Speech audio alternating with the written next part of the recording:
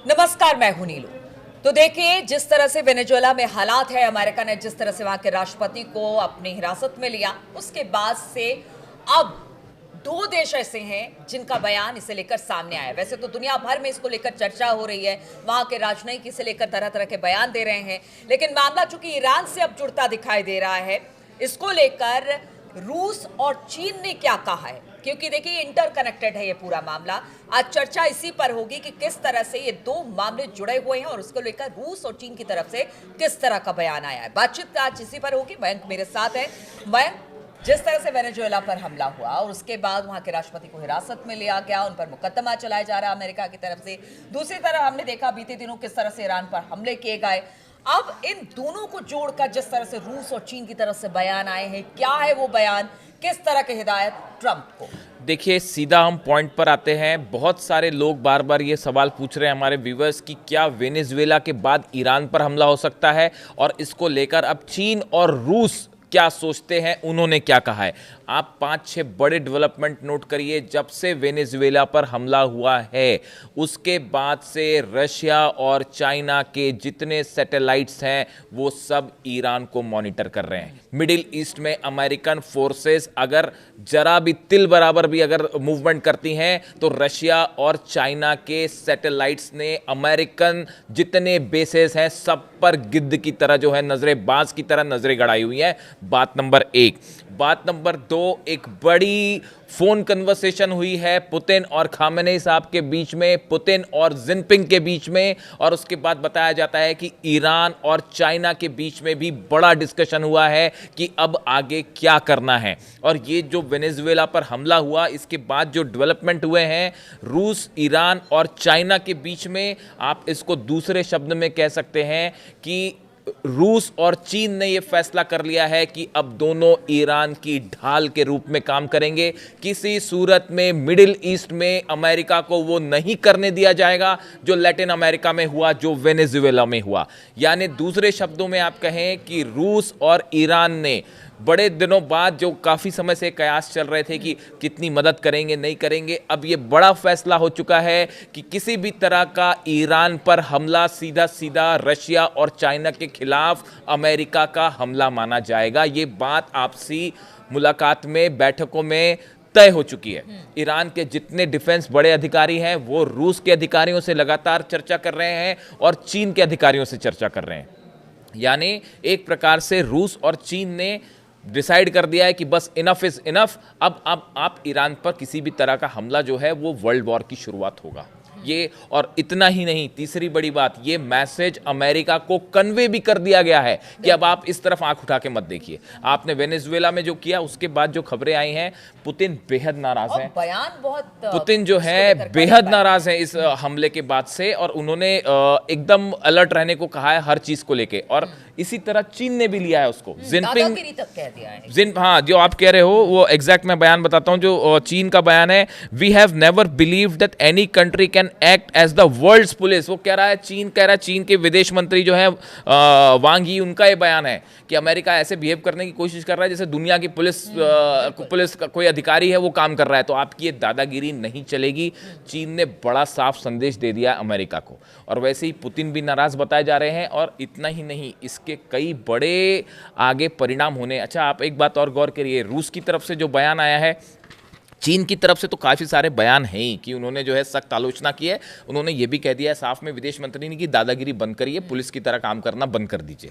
ये चीन का स्टैंड था। अब देखिए रूस की तरफ से जो बयान आया है, इसमें खास बात यह है कि रूस की तरफ से कहा गया है कि Moscow accused Washington of committing an act of armed aggression and warned that further escalation could have serious regional and global consequences. बिल्कुल यही बयान ईरान के विदेश मंत्री की तरफ से आया है। आप देखिए रूस ने जो कहा, बिल्कुल वही बयान ईरान की तरफ से आया है कि अगर आप सोचते हैं कि ये बस घटना वेनेजुएला तक सीमित होकर रह जाएगी तो ऐसा नहीं है, पूरी दुनिया पर असर पड़ेगा। और रूस और ईरान का ये कहना, चीन का ये कहना, ये सीधी सीधी वार्निंग है अमेरिका को कि बस बहुत हुआ, अब इधर मत आइएगा। और उसके बाद जो है ये बात ये भी बताया जाता है कि ट्रंप एडमिनिस्ट्रेशन को ये बात कन्वे भी कर दी गई है कि अगर आप इस तरह से इधर अगर मिडिल ईस्ट में खासकर ईरान के आसपास अगर कोई भी मूवमेंट होता है तो आप ये मान के चलिए कि अब ये वर्ल्ड वॉर, हालांकि ये शब्द का इस्तेमाल बहुत हाइप करके किया जाता है, वर्ल्ड वॉर होने वाला है, वर्ल्ड वॉर होने वाला है, लेकिन इस बार हालात वाकई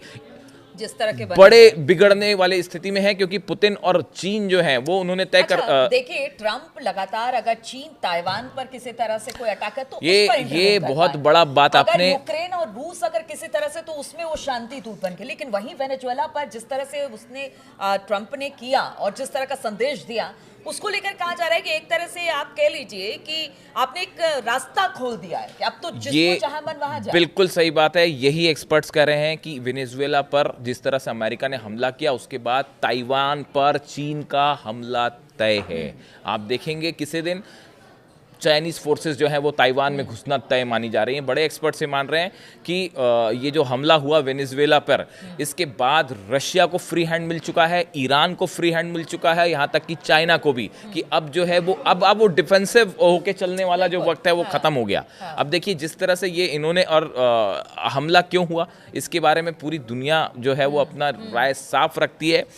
वेनेजुएला के तेल के लिए ये अटैक्स हुए हैं, ये बात रूस की तरफ से कही गई, ये बात चाइना की तरफ से कही गई। पूरी दुनिया के डिफेंस एक्सपर्ट्स ये मान के चलते हैं वेनेजुएला के पास 303 अरब बैरल कच्चे तेल का भंडार है, जो दुनिया के 18% है। यानी पूरे दुनिया का 18% जो ऑयल है वो तो वेनेजुएला ही में है, वो वेनेजुएला में।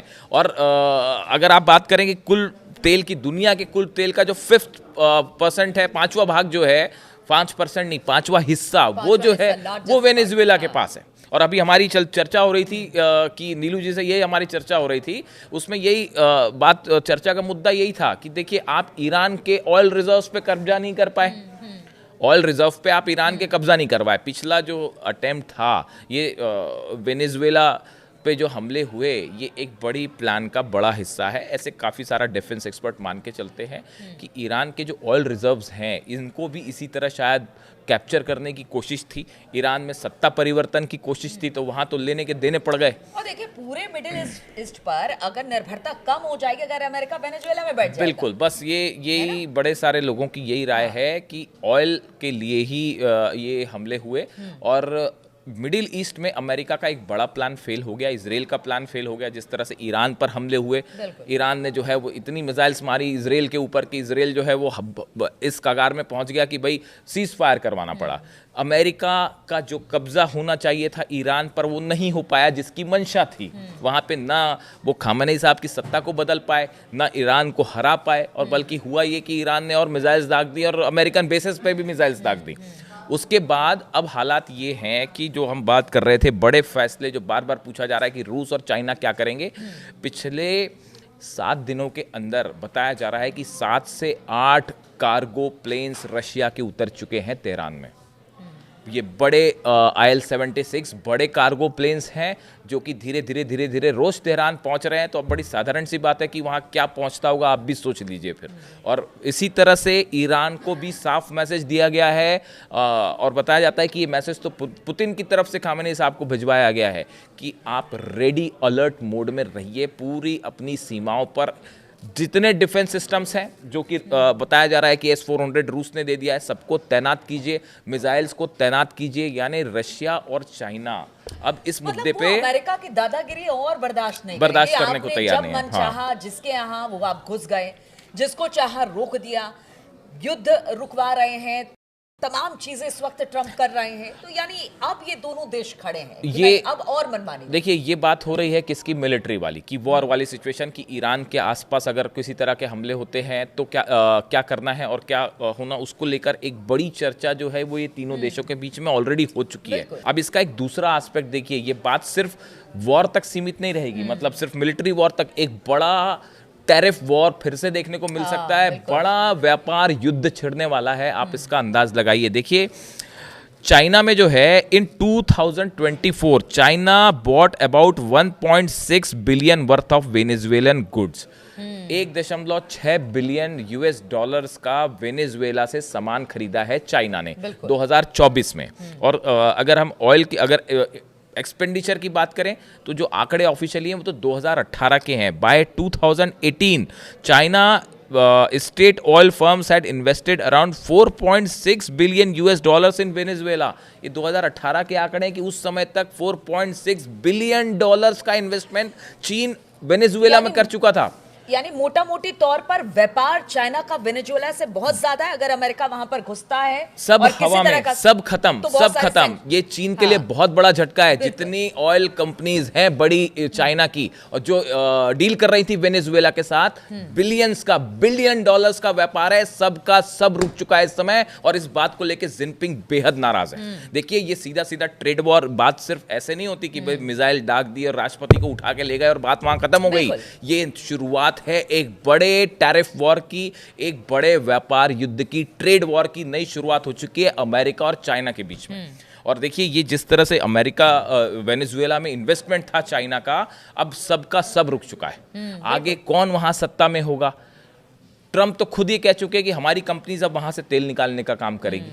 मतलब ये और कह रहे अगर सत्ता में ना भी रहे तो वहां पे आकर नुमाइंदे भी बैठा दे तो भी तो एक तरह से मतलब इनडायरेक्ट वे में तो आप ही का राज तो है। अब इस पूरे मुद्दे को लेकर चाइना और अमेरिका के बीच में भले मिसाइल आसपास में एक दूसरे पे नहीं भेजी जा रही हो, लेकिन एक बड़ा ग्लोबल ट्रेड वॉर दिखाई देगा जिसमें रूस, ईरान, अच्छा देखिए और भी ये बात बताई जा रही है कि ईरान के ऑयल को लेकर भी कई बड़े फैसले हो सकते हैं। अब तक अमेरिका के कई सैंक्शंस लगे हुए थे। अब बताया जाता है चाइना ने इस हमले के बाद ये भी तय कर लिया है कि पहले के मुकाबले ज्यादा मात्रा में ईरान के ऑयल का इस्तेमाल किया जाएगा, क्योंकि वेनेजुएला से चीन की सप्लाई रुक जाएगी। बिल्कुल। और जब अमेरिका किसी नियम को मानने को तैयार नहीं है तो चीन क्यों मानेगा? तो अब आप इसका देखिए बड़ा फायदा ईरान को होने जा रहा है कि देखिए, ईरान में इस समय जो ये हिंसा का दौर हुआ, जो प्रोटेस्ट हुआ, वहां सबसे बड़ी वजह ये बेरोजगारी थी और लोगों की जो है इनकम कम हो रही थी, जिसकी सबसे बड़ी वजह थी अमेरिका और यूरोप के सैंक्शंस। बिल्कुल। और अब ऐसी सूरत में ईरान की पहली जरूरत है, उसका सबसे बड़ा आय का साधन ही है ऑयल। ऐसे कह लीजिए कि ट्रंप ने पेंडोरा बॉक्स खोल दिया। ये कौन कहां जाएगा, क्या करेगा, किसी को नहीं पता। बिल्कुल। और ये जो है बड़ी मात्रा में ईरान ये चाहता है कि हमारा ऑयल बिके। और ये अब चीन अगर वेनेजुएला से ऑयल नहीं मिलेगा तो साधारण सी बात है कि वो चीन से उसकी पूर्ति होगी। और इस बार शायद बड़े खुले तौर पर होगी कि अब कर लीजिए क्या करना है। आप क्या जहाज पर हमला करेंगे, चाइना के जहाज पर हमला करेंगे तो चाइना चुप बैठेगा? तो अब देखिए, ये इस घटना ने वेनेजुएला पर हमला जो है वो सिर्फ वेनेजुएला के राष्ट्रपति को पकड़ने तक सीमित नहीं रहेगा, और ना ही ये कुछ ऐसा मामला रहेगा कि बस सीज फायर होगा और मामला शांत। इसके बड़े एक आर्थिक प्रभाव पड़ने वाले हैं, वॉर स्केल पर बड़ा प्रभाव पड़ेगा। और खासकर मिडिल ईस्ट में ईरान के लिए रूस और चीन एक ढाल की तरह खड़े हैं, क्योंकि ईरान पर हमला, ईरान पर कब्जे का मतलब होगा, उधर रूस का बॉर्डर लग रहा है, ईरान से ज्यादा दूर नहीं है, ये सीधा सीधा रशिया पर हमला माना जाएगा। और चीन के जितने इंटरेस्ट हैं आपने वेनेजुएला में खत्म किए, मिडिल ईस्ट में जो इंटरेस्ट है, अगर चीन पे हमले का मतलब है यहां से भी ऑयल कारोबार को खत्म करना, और इसके लिए चीन तैयार नहीं है। यानी रूस और चीन एक बड़े ढाल के रूप में उभर के सामने आएंगे अगले कुछ दिनों में, और ये मामला आसानी से शांत नहीं होगा। तो देखिए, हमने समझाने का प्रयास किया कि वेनेजुएला के जो हालात हैं, पूरी दुनिया भर की नज़र इस पर है, लेकिन इस दुनिया भर की नज़र के साथ साथ ईरान में जिस तरह के हालात हो गए हैं, क्या अगला निशाना अमेरिका का ईरान होगा? लेकिन ऐसा नहीं है। अब चीन और रूस दोनों ईरान के साथ खड़े हैं, और ये सिर्फ युद्ध तक या फिर राजनीतिक गतिविधियों का नहीं, बल्कि एक बड़ा ट्रेड वॉर भी देखने को यहाँ पर मिल रहा है, जिस पर लगातार हमारी नज़र बनी रहेगी। आप बने रहिए हमारे साथ।